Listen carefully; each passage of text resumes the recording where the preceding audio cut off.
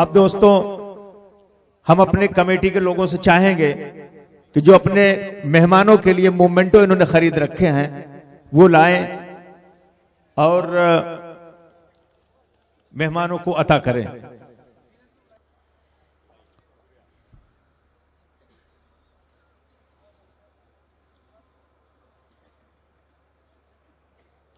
अब दूसरा मोमेंटो पेश करना है भाई अतीक साहब को, तस्कील साहब और इरफान साहब।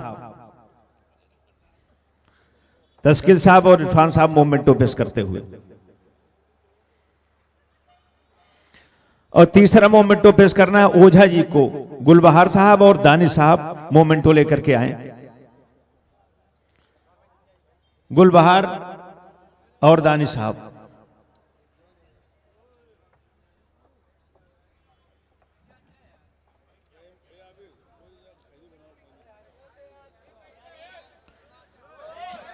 आखिरी मोमेंटो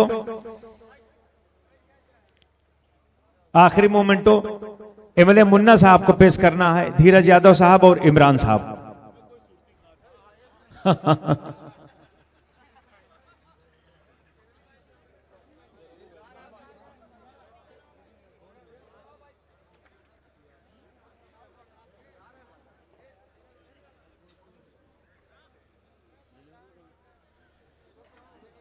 दोस्तों ये था मोमेंटो पेश करने का प्रोग्राम।